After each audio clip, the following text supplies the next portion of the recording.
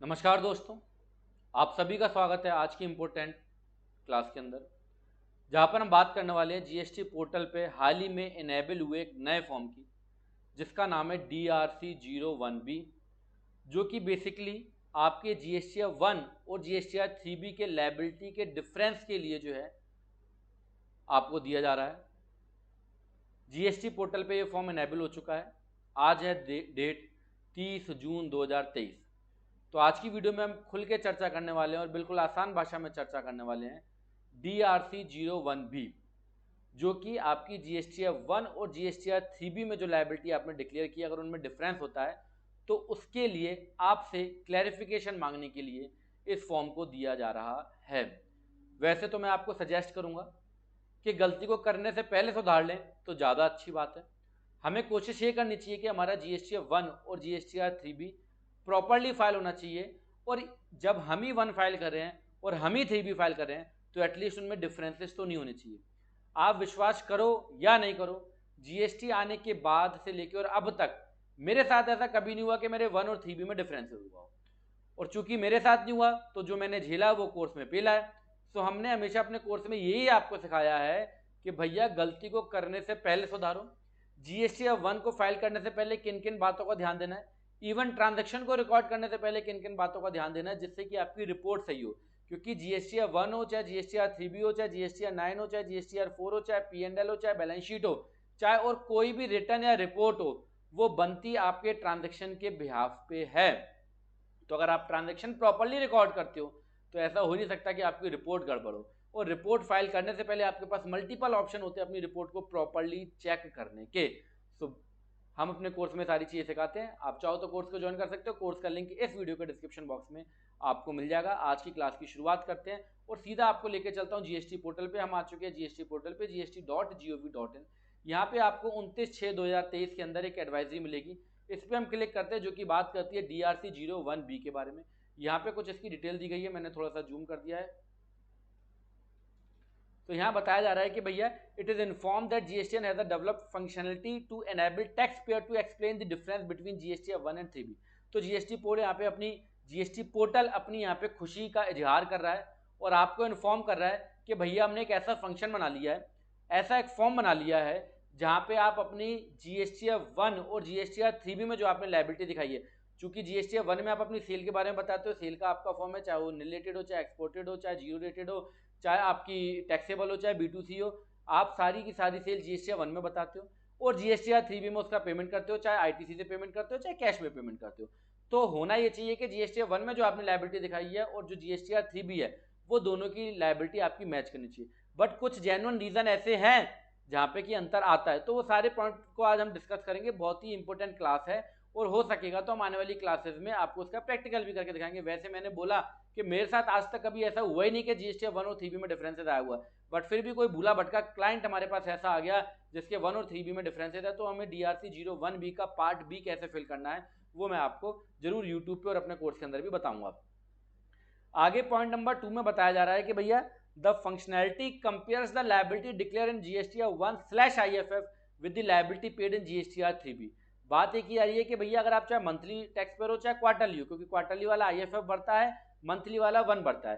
Portal कह रहा है, डिपार्टमेंट कह रहा है कि जीएसटीआर 1 चाहे आप भरो चाहे आईएफएफ भरो, और जीएसटीआर 3B मंथली भरो चाहे क्वार्टरली भरो, इनके बीच में अगर डिफरेंसेस हैं तो मान लो आपने 1 में ज्यादा लायबिलिटी अगर शो की और 3B में आपने कम शो की है, तो भैया उसके लिए आपको एक्सप्लेन करने के लिए एक फॉर्म दिया जा रहा है जिसका नाम है DRC01B। ठीक है। Upon receiving N intimation tax payer must file a reply. पहली बात तो ये कि अगर आपका 1 और 3B में डिफरेंसेस नहीं है तो आपको कोई इंटीमेशन नहीं दिया जाएगा। बट अगर आपका जीएसटी 1 और 3B में कोई डिफरेंसेस है लायबिलिटी के अंदर और आपको इंटीमेशन दिया गया है DRC01B के अंदर, तो आपको DRC01 को फाइल करना मस्ट है। आप इसको इग्नोर नहीं कर सकते हो, इसको फाइल करना मस्ट है आपके लिए। ठीक है।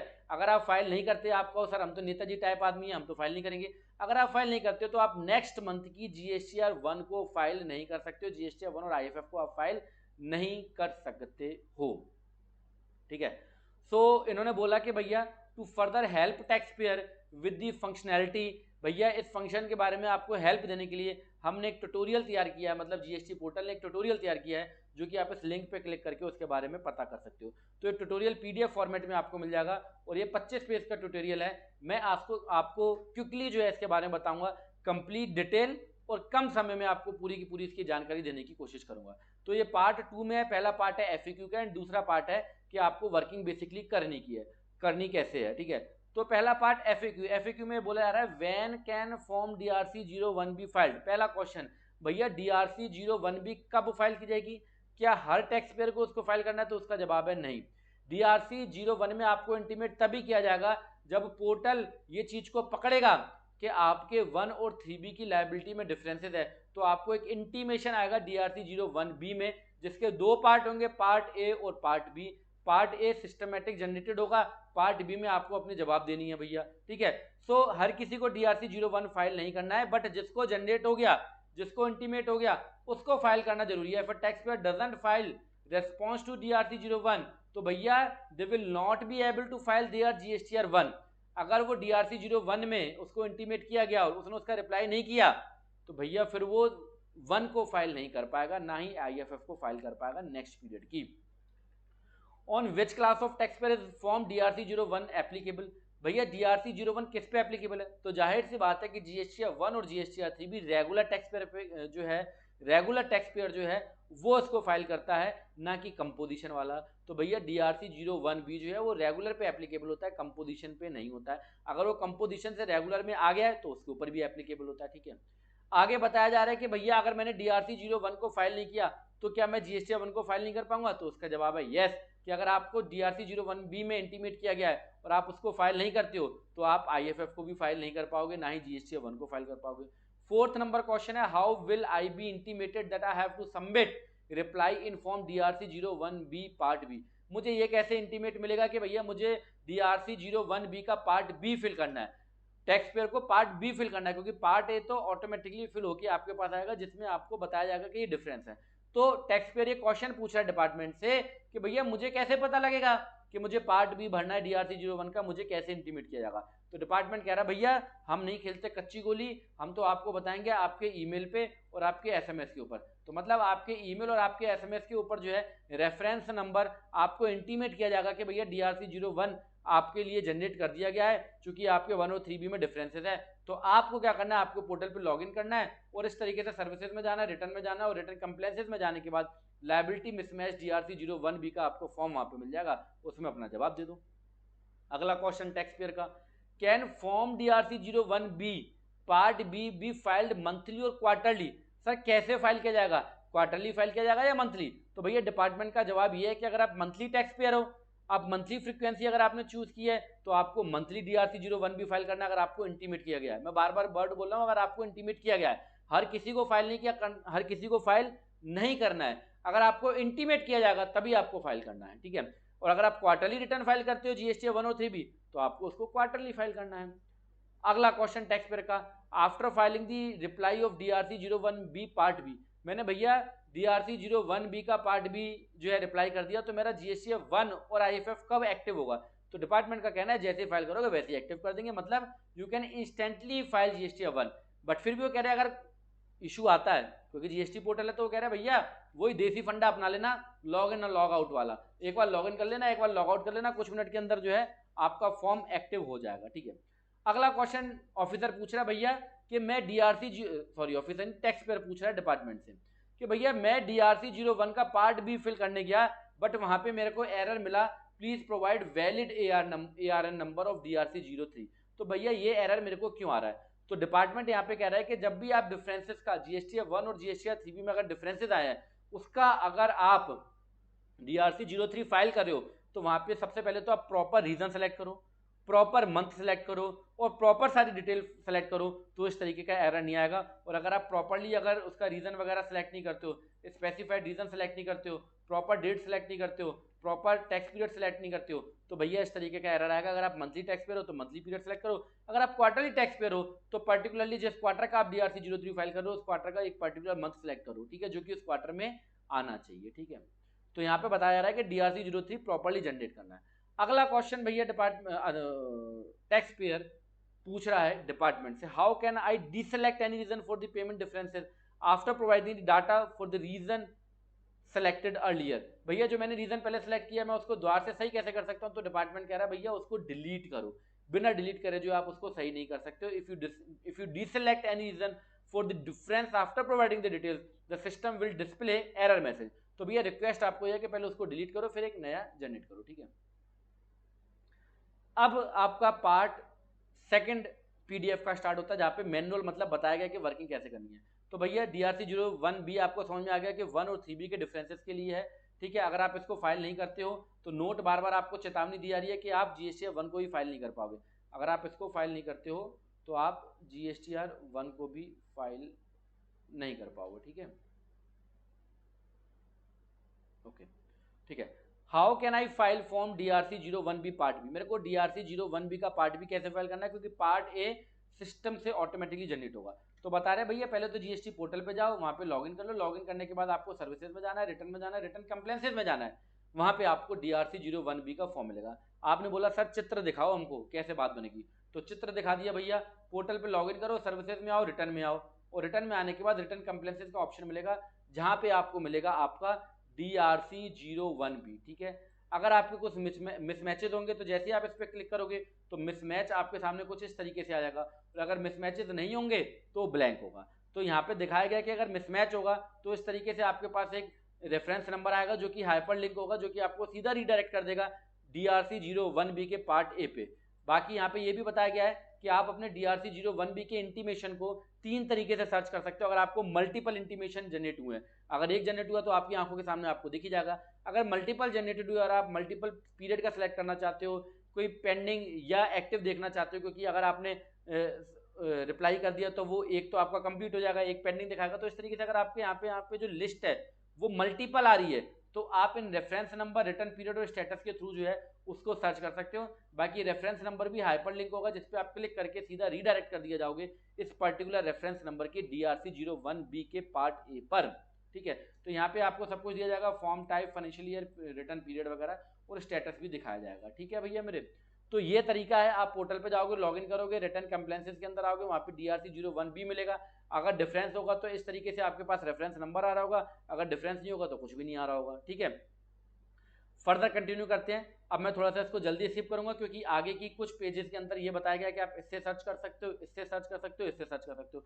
तो मेरे हिसाब से इतने तो आप समझदार हुई हो कि आप सर्च तो कर ही लोगे। रेफरेंस नंबर के हिसाब से सर्च करना चाहते हो, रेफरेंस नंबर डाल दो, है ना। रिटर्न पीरियड के हिसाब से सर्च करना चाहते हो, रिटर्न पीरियड, तो यहाँ पे एक एक करके बताया जाएगा कि रेफरेंस नंबर डाल दो तो सर्च कर सकते हो, रिटर्न पीरियड डाल दो तो सर्च कर सकते हो, स्टेटस डाल दो पेंडिंग या कंप्लीटेड तो भी आप सर्च कर सकते हो, ठीक है। तो सेकंड टाइम बता रहे हैं कि भैया रिटर्न पीरियड सेलेक्ट करके सर्च कर लो, ठीक है। और थर्ड आपको बता रहे हैं कि स्टेटस, पेंडिंग और कंप्लीटेड के हिसाब से आप इसको सर्च कर सकते हो, ठीक है। आगे बता रहे हैं कि भैया जैसे ही आप पार्ट ए को खोलोगे, DRC01 के पार्ट ए को खोलोगे, ये कौन सा पार्ट है सर, ये आपका पार्ट ए। पार्ट ए में आपको पार्टी का GSTN number, legal name, trade name, reference number, financial year, return period और स्टेटस सब कुछ दिखाएगा। और यहाँ पे आपको डिटेल दिखाई जाएगी जो कि यहाँ पे दिखाई भी गई है कि भैया आपने GST1 में लायबिलिटी बताई 50 लाख रुपए की, 3B में बता रहे हो 25 लाख रुपए की। 25 लाख रुपए का तो IGST में अंतर है, ठीक है, और उसके अलावा सेस में भी अंतर है। तो आपने GST1 में जो लायबिलिटी बताई वो 60 लाख की है और 3B में जो लायबिलिटी बता रहे हो वो 30 लाख रुपए की है। तो 30 लाख रुपए का अंतर है, चुपचाप से उसको भाई साहब पे कर दो। और उसके यहाँ पे कुछ करने वाले सेक्शन भी आपको बता दिए गए हैं कि भैया हमने ये जो काम करा है वो इन सेक्शन के अधीन करा है। बाकी बता रहे हैं कि भैया ये जो DRC01 है सिस्टम जनरेटेड नोटिस है, इस पे ऑफिसर के सिग्नेचर की कोई भी रिक्वायरमेंट नहीं है। इसके अलावा बता रहे हैं कि भैया अगर तुम्हारा मन संतुष्ट ना हो रहा हो तो पार्ट ए को डाउनलोड कर लो, तसल्ली से 2-4 बार पढ़ लो, ये चेंज नहीं होगा, ये तो ऐसे ही रहेगा, ठीक है। तो मतलब आप डाउनलोड भी कर सकते हो। फिर आगे बता रहे हैं part B, reply by tax payer. तो पार्ट ए आपको पता लग गया, लॉगिन करो, रिटर्न कंप्लेंसेज में आओ, वहाँ पे अगर रेफरेंस नंबर दिया हुआ मतलब वहाँ पे अगर आपको इंटीमेट किया गया है तो उस पर क्लिक करो, पार्ट ए की डिटेल देख लो कि किस पर्टिकुलर पीरियड की बात कर रहा है डिपार्टमेंट। पार्ट बी में आपको रिप्लाई करना है। पार्ट बी में 2 ऑप्शन है। Number 1, paid the differences amount through DRC03। आप DRC03 से भैया इसको पे करो और पे करने के बाद यहाँ पे ARN नंबर बता दो DRC03 का और वैलिडेट कर दो। अगर पे नहीं किया है तो भैया क्लिक कर दो, यहाँ पे सीधा आपको पे वाली विंडो के ऊपर ले जाएंगे, पैसा तो आना ही है तो यहाँ पे क्लिक कर दो। तो दोनों ऑप्शन आपके पास अवेलेबल है। अगर आपने पे कर दिया है तो भैया यहाँ पे ARN नंबर डालो DRC03 का, अगर पे नहीं किया है तो भैया यहाँ पे क्लिक करके आप उस डिफरेंसेस को, अगर वो जेन्युइन है तो आप उसको पे कर दो। आप बोल रहे हो भैया जेन्युइन नहीं है, हर बार GST 1 और 3B का जो डिफरेंसेस है वो जेन्युइन नहीं होता है, मैं पे वे कुछ नहीं करूंगा। तो यहाँ पे ऑप्शन दिया एंड और, मतलब और या, ठीक है। तो दो ऑप्शन यहाँ पे दिए हैं, तो दोनों ऑप्शन का मतलब बताता हूँ। अगर आपने ARN DRC03 से पेमेंट कर दिया है तो यहाँ पे ARN बताओ और यहाँ पे रीजन सेलेक्ट करो। अगर आप DRC03 से पे करना ही नहीं चाहते तो यहाँ पे रीजन बताओ। क्या रीजन बताओगे यहाँ पे?